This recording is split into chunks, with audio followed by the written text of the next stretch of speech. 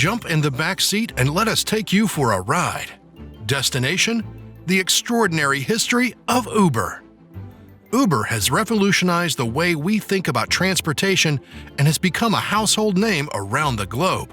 However, how did this innovative business come to be? In this video, we will examine the early days of Uber, beginning with the company's groundwork in 2009. We will explore the company's early struggles and rapid development and expansion as it disrupted the traditional taxi industry and altered our perceptions of transportation. From its humble beginnings as a simple app-based car service to its emergence as a global transportation juggernaut, Uber's journey has been both unique and enthralling. Join us as we investigate the remarkable history of Uber and exactly when that was the moment when the founders knew they were onto something big. Uber is one of the most intriguing companies to emerge in recent years due to its disruptive technology, exponential growth, and ongoing involvement in controversy. Travis Kalanick, born in Los Angeles on August 6th, at an early age, he was intrigued by computers and had learned to write computer code in middle school. He majored in computer engineering at the University of California, but dropped out in 1998 to help establish Scour Inc. with several of his UCLA classmates. However, the other co-founders have disputed his claim.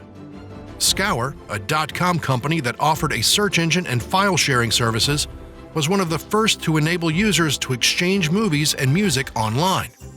Although its services became extremely popular, the Motion Picture Association of America, the Recording Industry Association of America, and the National Music Publishers Association filed a $250 billion copyright infringement lawsuit against Scour in 2000.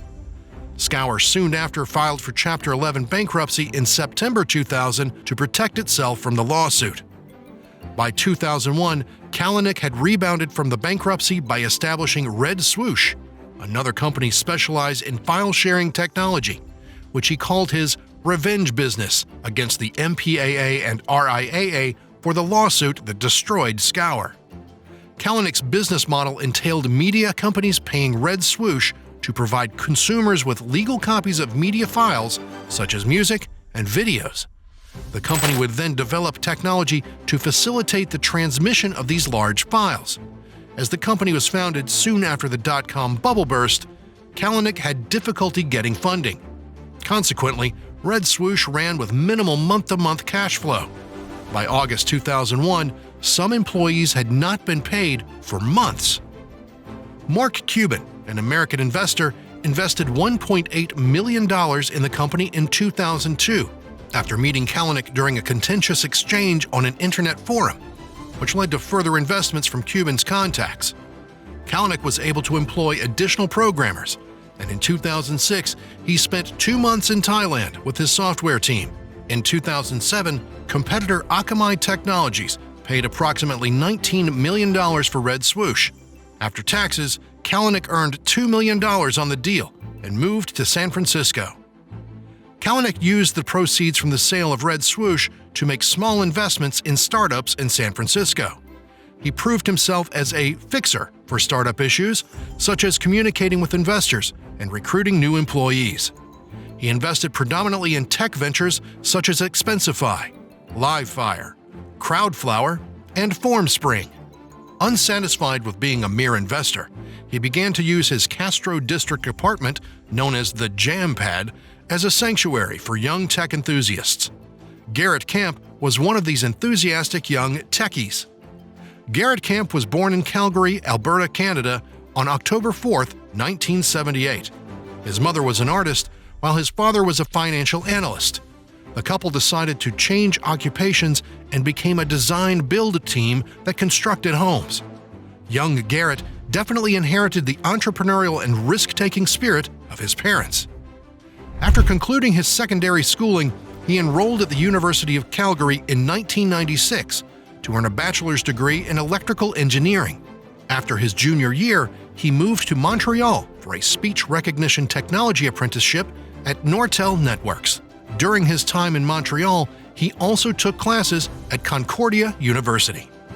In 2000, he returned to Calgary to complete his master's degree in software engineering and conducted research on collaborative systems, evolutionary algorithms, and data retrieval. While attending college, he decided he had to give into his entrepreneurial aspirations and start his own company. He collaborated with Jeff Smith, Justin LaFrance, and Eric Boyd and discussed potential business concepts. After going back and forth on a few ideas, the friends settled on developing a web discovery engine.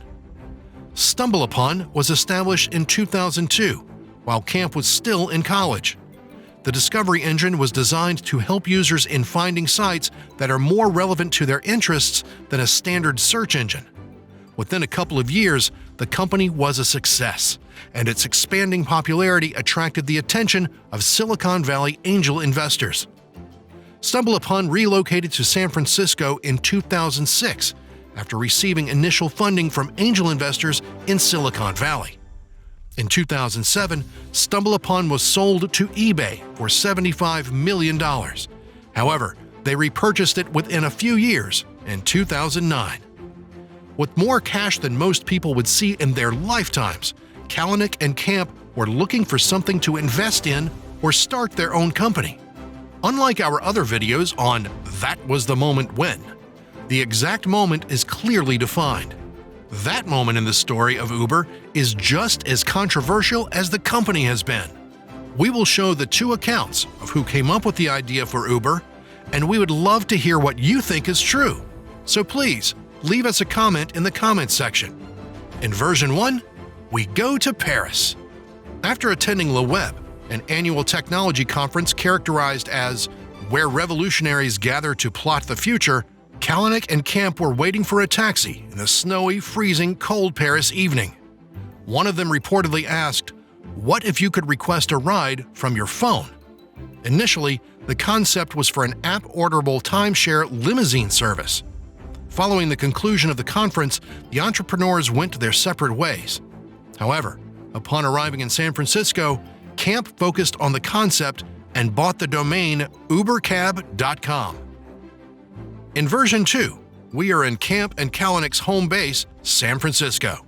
Camp and Kalanick apparently hired a private chauffeur for $800 on New Year's Eve to get to various parties, which they considered excessive.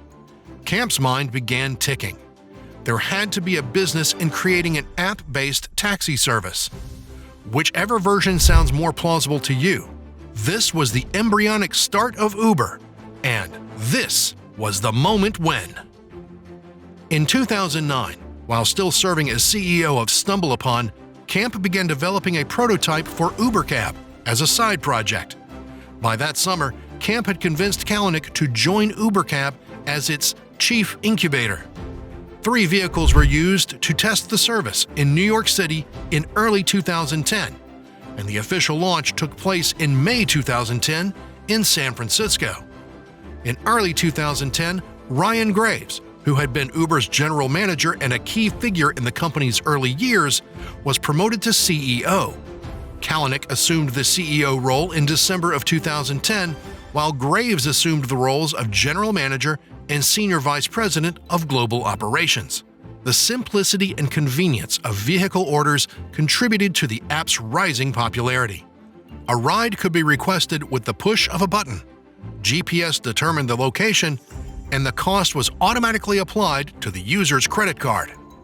With its headquarters in San Francisco, the young company swiftly rose to prominence as a trendy business and expanded rapidly. The first Uber ride was requested in 2010, and less than 2 years later, in 2011, Uber launched internationally in Paris, where, allegedly, the concept had originated. After launching its first trip in 2010, the company received its first significant funding, a $1.25 million round supported by first-round capital. 2011 was a pivotal year for Uber's expansion. Early in the year, Benchmark led an $11 million Series A funding round for the company, after which it expanded to New York, Seattle, Boston, Chicago, Washington, D.C., and Paris. Kalanick announced in December 2011 at the Le Web conference that Uber raised $37 million and Series B funding from Menlo Ventures, Jeff Bezos, and Goldman Sachs. In 2012, the company expanded its offerings by introducing UberX, a hybrid vehicle service that was less expensive than the black car service. Unfortunately, the most exciting stories about Uber are not financial or wholesome. While most billion-dollar companies experience one or two controversies, Uber has many. Uber's controversies vary from allegations of sexual assault to questionable business practices. The first scandal occurred before the company changed its name from UberCab to Uber. The San Francisco Metro Transit Authority and the Public Utilities Commission of California issued a cease and desist order 4 months after the service's launch in San Francisco. This order was disregarded while Uber engaged in a political-like campaign to overturn it. 6 years later, there would be approximately 45,000 Uber drivers in San Francisco, compared to just 2,226 licensed taxis. During Hurricane Sandy in November 2012, prices on the Uber app increased significantly. Due to the failure of most public transportation in New York City, Uber was in high demand, causing prices to double. After being accused of price gouging, the company returned costs to normal, while paying drivers double the going rate. In 2014, Uber employees were seen ordering and canceling rides on rival services, Lyft and Get, to disrupt these services. In 2014, Uber was also accused of soliciting individuals to use competing services to recruit their drivers to Uber for a commission. Uber denied involvement in the order cancellations and recruitment efforts.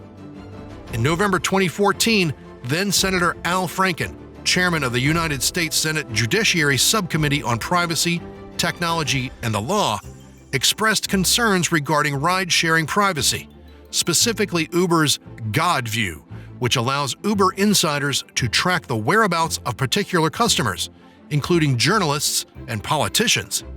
In response to Franken, Uber implemented restrictions on this function in December 2014. In 2012, an Uber employee monitored the likelihood of one-night stands by day and neighborhood in 6 U.S. cities by correlating late-night and next-day journeys. The blog post coined the phrase "ride of glory" to describe Uber's equivalent, a walk of shame. In March 2017, an investigation by the New York Times revealed that Uber created a program dubbed Grayball to avoid providing transportation to known law enforcement officers in areas where its service was unlawful, such as Portland, Oregon, Australia, South Korea, and China. The program identified government officials through geofencing, credit card database mining, identification devices, and social media searches. After investigations by the city of Portland, Oregon, and the United States Department of Justice, Uber admitted to using the tool to circumvent local regulations and pledged not to use it for that purpose in the future. You wouldn't be far off. This sounded like a CIA-like operation. In 2017, according to former Uber Global Intelligence Manager Richard Jacobs, the company employed former CIA and FBI agents to infiltrate competitors' computers. The final nail in the coffin, for Kalanick at least, came in 2017. A former Uber engineer, Susan Fowler, wrote in a blog post that she experienced sexual harassment and gender discrimination during her tenure at the company. She claims that a manager propositioned her and asked for sex, but her complaints to Uber's Human Resources Department were ignored because the manager was a high performer. In a follow-up article, the New York Times reported that Uber employees purportedly used cocaine during a company retreat and that a manager was dismissed for assaulting multiple women. Kalanick pledged to investigate Fowler's allegations immediately. The company employed Eric Holder, a former U.S. Attorney General, to investigate its workplace culture independently. On June 11th, Uber's senior management received the final report of the independent investigation into the company's sexual harassment issues. The report was hundreds of pages long. It included a dozen pages of recommendations, the most prominent of which was that Kalanick should take a leave of absence and reduce his degree of control over Uber's operations. On June 13, 2017, it was announced that Kalanick would take an indefinite leave of absence from Uber, despite continuing to work without board approval. 5 significant investors, including Benchmark Capital, demanded Kalanick's resignation as CEO in a letter dated June 20, 2017. Kalanick announced his resignation from the board on December 24, 2019, effective December 31, 2019.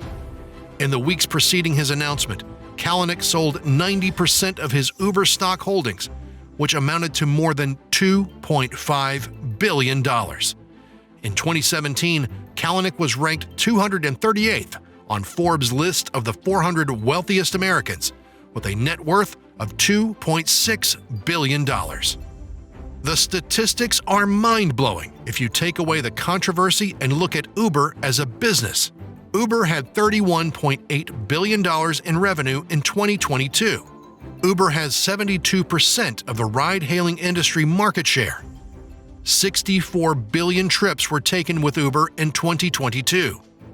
Uber had 131 million monthly active users in 2022. There were 5.4 million Uber drivers in 2022. Uber offers ride-sharing services in over 10,000 cities across 72 countries.